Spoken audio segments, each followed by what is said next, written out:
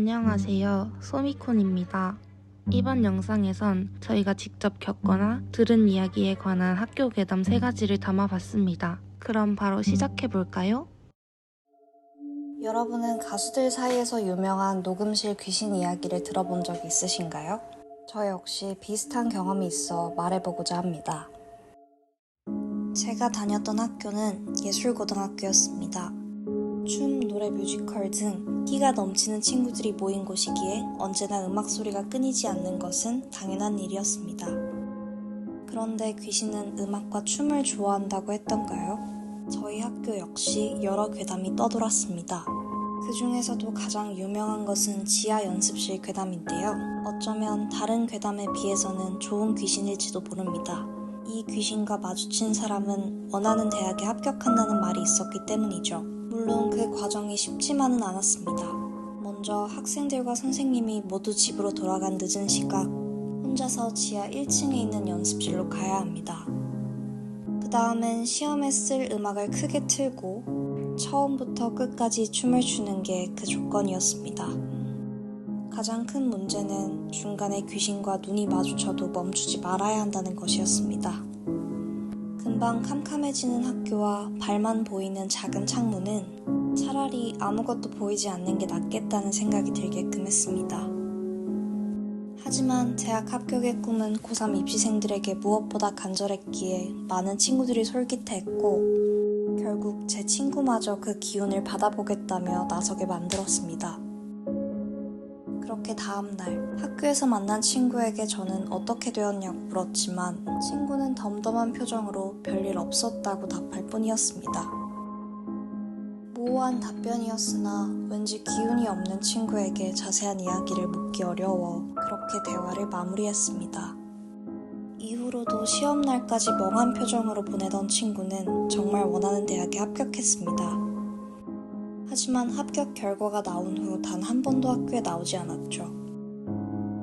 정말 귀신의 도움이 있었는지는 알 수 없지만 만약 그렇다면 함께 춤을 춰준 것에 대한 보답이었을까요?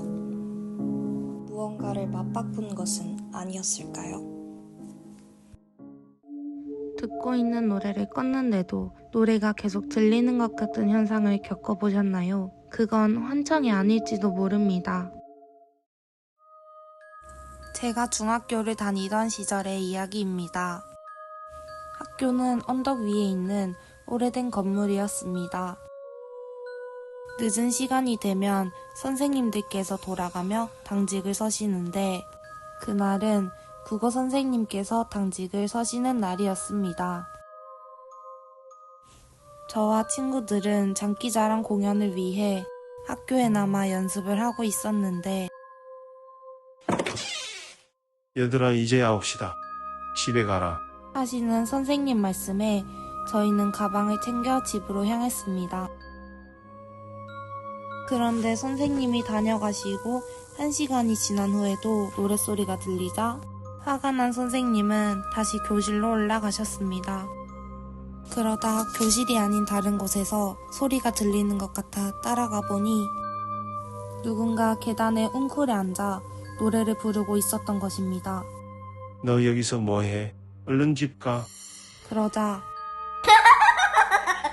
여자아이의 목소리가 남자아이의 목소리로 바뀌며 계속 노래를 부르기 시작했습니다. 너무 놀란 선생님은 곧장 학교 밖으로 뛰쳐나가셨다고 합니다. 그런데 제가 다녔던 학교는 여자 중학교입니다. 여자아이인 척 노래를 불렀던 그 소녀는 대체 누구였을까요?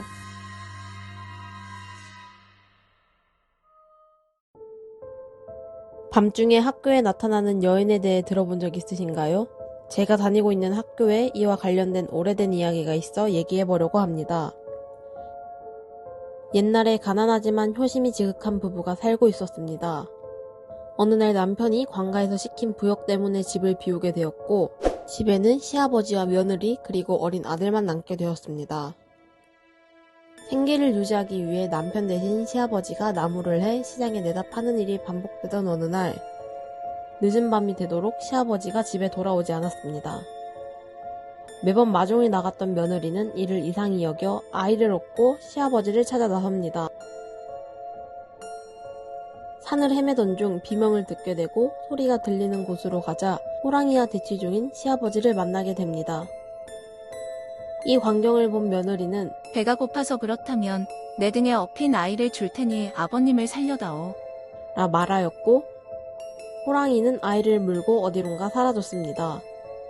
정신을 차린 시아버지는 손자를 잃은 슬픔에 나는 늙었으니 죽어도 한이 없을 텐데 어찌하여 어린아이를 죽게 했느냐. 라며 며느리에게 물었습니다. 며느리는 아이는 다시 낳을 수 있지만 부모는 어찌 다시 모실 수 있겠습니까? 라고 답하며 시아버지의 마음을 살폈습니다. 이후 사람들은 부인이 아이를 얻고 헤맨 산이라 하여 이 산을 부화산이라고 부르게 되었습니다. 부화산은 산 위의 봉우리가 엄마가 아이를 얻고 있는 듯한 모습의 형세를 띠고 있습니다. 그런 부화산에 용인대가 지어졌는데 학교가 지어진 곳이 아이가 업힌 자리라는 말이 있습니다. 학교가 지어진 이후 늦은 밤 아이를 찾아 헤매는 여인이 학교에 나타날 때가 있다고 하는데요. 늦은 밤 인적이 드문 학교에서 이 여인을 만나게 된다면 어떤 일이 일어날까요?